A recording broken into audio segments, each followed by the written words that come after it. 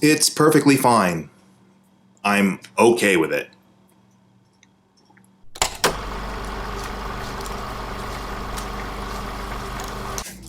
Now that I've got that glowing recommendation out of the way, let me just talk a little bit about the 4-hour cut of Zack Snyder's Justice League.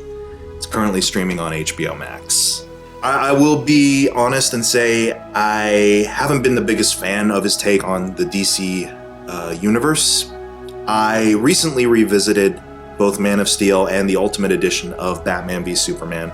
And I will admit, maybe just because I'm a little bit older now, 6 years older perhaps or something, my take on these films has mellowed quite a bit, just because I'm kind of like, whatever, they're superhero movies. I can't get into this hyperbolic fanboy mentality about raging on stuff like this. Life is too short. So I rewatched Man of Steel recently, and while I feel as though there are some pacing and tonal issues in the movie I still take umbrage with, such as, say, the prolonged third act action sequence. I am thankful for other things. I do kind of get what he's doing with his take on Superman. He wants to present a more kind of sci-fi based version of the character, but also play a little bit into sort of a grounded reality with him too. And I'd say that could work. There's a potential there for it, and there's glimmers of it certainly in what he's doing and in Henry Cavill's performance. It's just, by the time Man of Steel has ended,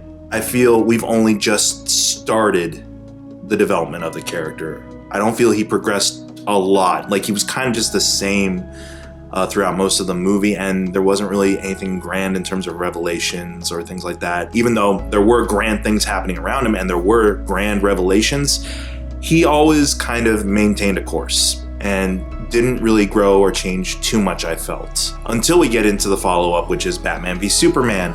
And there I feel they do try to do a little bit more growth.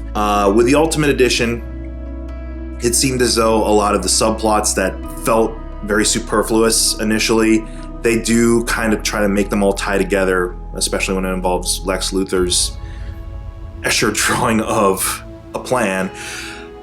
But at the same time, as I was watching, I couldn't help but feel like certain elements, the Scoot McNairy subplot, provoking Bruce Wayne subplot into action, the nightmare sequence, a lot of those I felt really didn't need to be there in service of that particular story, of what they were trying to do.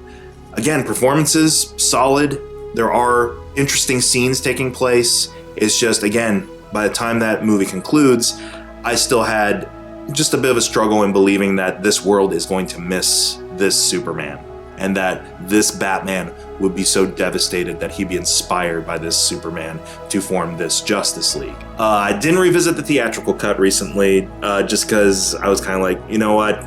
I'm going to try to keep all comparisons as far as I can by the time I get into the 4-hour cut, even though I couldn't help think about the theatrical cut. Whenever conversations about Mother are noticeably absent in this version of Justice League, I couldn't help but smirk a little bit because I instantly remembered the theatrical version of Steppenwolf. And I'll admit, Steppenwolf is portrayed a little bit better here and a little bit more dignified. So that brings me here to Zack Snyder's Justice League, which I'm going to say is his most coherent of these 3 films. But that's partially because he's now given the free reign of a 4-hour runtime and plenty of space to be able to just let all his excess out there. It never really felt too much like it was bombarding my senses, just because at least it's paced. Action beats, I'd say, happen at least every half hour. There's a big action beat of some kind, with some smaller sequences thrown in here and there. But at least there are some pretty salvageable character moments that are presented to us in his original footage. It's not as jokey as the theatrical cut, which, upon further reflection, I'm like, I think part of me was just wanting to see the finish line of this certain string of DC movies, that I was perfectly fine with a cheesy mid-90s-ish Justice League, which is what I feel we got with the theatrical cut. There are good things, and there are certainly things that either stayed the same in terms of my response to them compared to the theatrical version, and some things that detract. First off, there's some unintentional hilarious moments here, and I think it's because Zack was trying to make these moments seem over the top and sincere in a serious way, but they just come off as funny. I can't help it, sorry. One of the first scenes with Aquaman and Batman, and he swims away, he discards his sweater, Singing Extra comes up, and she deeply inhales Jason Momoa's sweater. I mean, who can blame her? Biggest laugh I've had in the past year is the introduction of Barry Allen's The Flash, portrayed by Ezra Miller. And this is sort of showing Barry before he meets Bruce Wayne, before he's recruited, what he's up to, what his life's like. And this sequence is, I feel, unintentionally hilarious. Like, there's certainly, I feel, a humorous side to it, absolutely, because Flash is still a very quirky, comedic relief character in this movie. He's just downplayed a lot because he doesn't have the Whedon smart alecky dialogue flowing out of his mouth endlessly. But this sequence made me just laugh out loud from the sheer grandiose spectacle of the silliness that was on screen for me. And again, it got funnier just because I'm like, I don't know if Zack wants me to take this moment seriously or not, and that's just making me laugh even harder. So I gotta thank him for that belly laugh I got out of it. Narratively, this runs a lot smoother. Like I said, characters are developed way more here than they were in the theatrical cut. It's a sliding scale. Cyborg gets the lion's share of development here, which makes sense. A lot of his origins and a lot of his development is tied to the central MacGuffin, which is the mother boxes. So it would make sense for him to be kind of the point of view character, and Ray Fisher does a solid job with everything he's given, with the flashbacks to his life before being a cyborg, with the development and kind of expansion on his relationship with his dad. Good on it, because from what I've heard with regards to the extremely crappy production that was the reshoots, and what Ray Fisher has kind of been very vocal about since this new production of the Snyder Cut came underway. Good for him. Other characters don't get as much. They do try to expand some stuff by including characters from Aquaman here in Aquaman sequences. Amber Heard and Willem Dafoe do show up. It's just not a lot for Jason Momoa to really work with regards to his own character that he didn't get to develop in his own solo movie after this. And I was curious because I think he's gone on the record as saying Aquaman shares continuity with this version of Justice League, which is weird because I think Mira at one point in Justice League here says her parents are dead, even though I think her dad's Dolph Lundgren in the Aquaman movie. Can someone clarify that for me? Continuity. Everyone else, Flash, he's got the same kind of story beats with regards to his relationship with his dad that he had in the original theatrical version. Wonder Woman, they've gotten rid of two things with regards to Wonder Woman. With regards to the team, they got rid of the team tension regarding resurrecting Superman. That was much more Avengers-y in the theatrical cut, which, kind of makes sense given who reshot it. But it was a lot more like visceral. There's no Diana throws Bruce through a bunch of crates because he badmouths Steve. They're actually pretty benign about the Superman situation. Aquaman and Wonder Woman raise a little bit of concern at one point with, it's like, this isn't a good idea. And then they're just immediately like, whatever. It's not sorely missed. But they also get rid of Diana's sort of subplot of being like rising to the occasion to be a leader. It's kind of cast aside. I don't know if that's a good or a bad thing at this point, just because, sure, it'd be great to give Gal Gadot a little bit more to do in this version. I mean, she's there, she's prominent. If anything, I think her new focus is that she just has a mad on for Steppenwolf because he slaughtered a bunch of her Amazon sisters. So sure, let's focus on that dynamic perhaps a little bit more. Like, if the Heavy's gonna have an antagonistic relationship with someone, sure, let it be Wonder Woman. Yeah, they kind of get rid of that whole, she has to kind of find the way for her to be an inspiration. She's kind of already that. The scene that she's initially introduced in both versions is kind of played out more here to be like, you can be the inspiration. Like, she's already that to people. It doesn't feel like she has a lot of territory to cover character-wise in this particular version of the film. Ben Affleck as Batman, he's kind of the same. Certainly less jokey, which fine, but he does have a little bit of optimism to him. Like, he's got this recurring motif of faith. Like, whenever Alfred's like questioning his motives for bringing back Superman or doing this and this, he's always like, well, Alfred, now I'm running on faith, which I've always viewed Batman as a very nihilistic character. So to hear him talk about faith, I'm not sure how to feel about that, but it's something different. Steppenwolf is given a little bit more development here. You get a little bit more of the idea that he is resigned to this life of servitude for Darkseid. A lot of the Fourth World stuff is expanded on. He has a lot of Zoom calls with Desaad in this version of the movie. And Darkseid does show up. It's fine. I do appreciate that the character has a little bit more edge to him, and not just physically in this version. Like, he's not too much of a joke that he became from the theatrical cut, where it's just like, mother this and mother that. He's actually a little bit more pragmatic and sensible as an antagonist here. They got rid of the Russian family. As far as I can tell, Chernobyl or wherever this is taking place is completely deserted, so we don't have to worry about that human casualty thing. There's plenty of bodies in this 4-hour cut already. It's a slaughterhouse. It's rated R, so of course there's gonna be a body count regardless somewhere in the film. So I don't mind that they excise that whole "we got to save this one family" subplot. Overall, 3.5 hours of the movie played fine. Then we get into the epilogue. And this epilogue, for starters,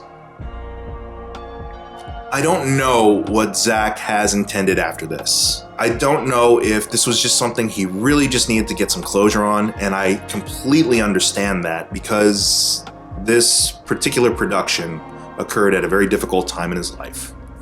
His daughter took her own life, and he had to go and deal with that, had to walk away from this dream project.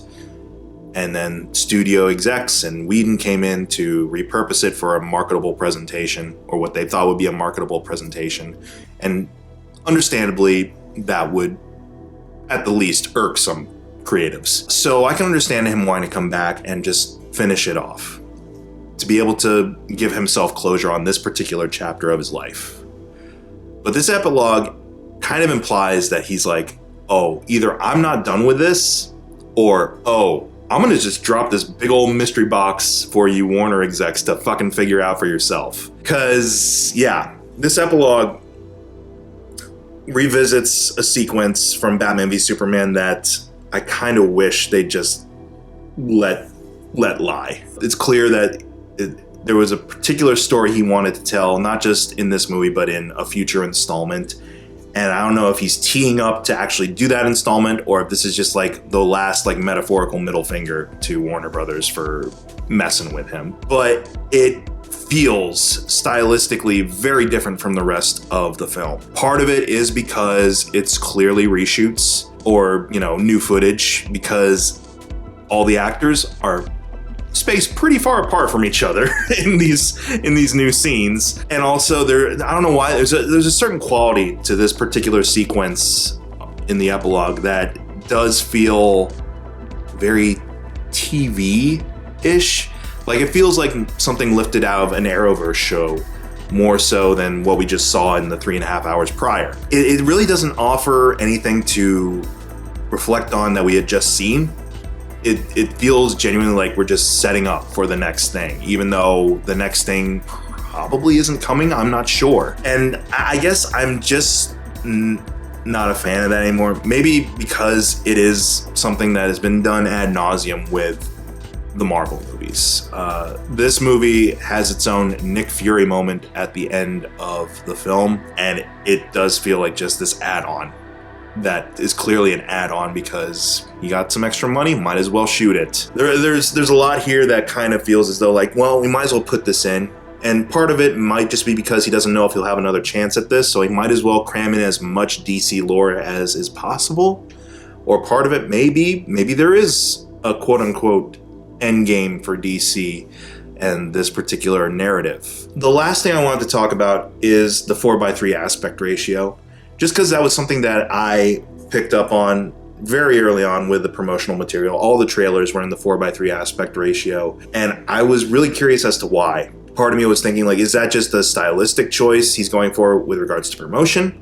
But no, apparently that he shot the whole thing with 4:3 in mind, or at least with IMAX format in mind, because I guess that probably was his vision, was to have this playing on IMAX screens. It didn't bother me so much watching 4 hours of this. I'm one of those people that I can watch 4:3 aspect ratio movies and be perfectly fine. It's when they do the pan and scan on movies that clearly were meant for a widescreen presentation, that's when it gets jarring. But here, I don't get that sense. Everything fits well within the frame. Just part of me was wondering, like, God, 4 hours of this on an IMAX screen.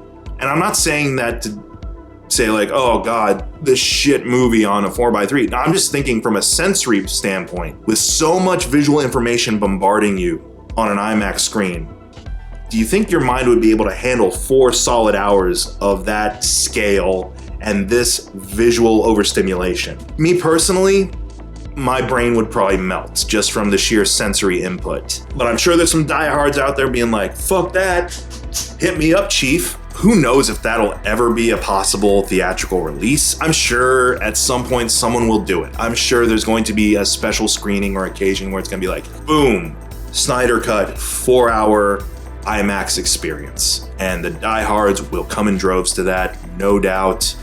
Me personally, I know that this is going to get a Blu-ray release in the next couple of months.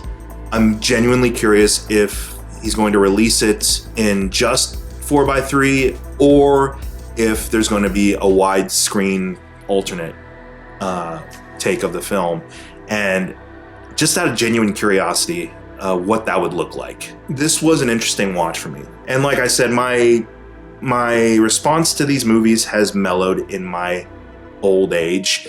I just can't, again, bring myself to that hyperbolic fanboy rage that perhaps I had a couple years back. I might not agree with certain aspects of characterization and storytelling that he's doing here, but at this point, life's too short, man. I just can't invest in caring too much. And that's kind of how I felt about this viewing, was it clipped along well for me up until that epilogue. Will I revisit this film? Not regularly, in terms of like having like a serious sit down and just analyze every frame of it. Probably not, because it is dedicating a fair amount of your day to it. Is this perfect like creative white noise for me? Yes. This is what Batman v Superman is for me right now, is I will put the Ultimate Edition of Batman v Superman on and not watch it. Just have it on in the background because it's something to have on in the background that perhaps because it's so, sensory overloading, some of it may, I don't know, rub off on me and I'll end up being like, hey, I'm gonna do a painting today or whatever. Like, or hey, I'll write this script finally. I'll write this video essay script, sure. That's what a lot of the DC movies have kind of become for me, is I don't really pay much attention to them from a storytelling standpoint, save for maybe a couple of moments I enjoy or can take enjoyment from. More as like the things I put on in the background to promote creativity for me, which is still something. It's still something of merit that I can give these films. If you're a diehard Snyder fan, this is by far probably his magnum opus for you. For people who are more casual and are just kind of curious, yeah, just bear in mind, it is a 4-hour commitment. I was able to sit through the 4 hours, but thankfully there are chapter segments, so you can stop. You can take a break if you need. Again, I just kind of wish his slow motion fixation wasn't 75% of all of his shots. Then it probably wouldn't be 4 hours, but this is what happens when you give him 70 million to just run rampant. He will indulge that excess, like it or not, whether you're a fan of his style or not, he's going to indulge in it. Yeah, this is Zack Snyder indulgence. Make of it what you will and enjoy it or not enjoy it. I am, again, fine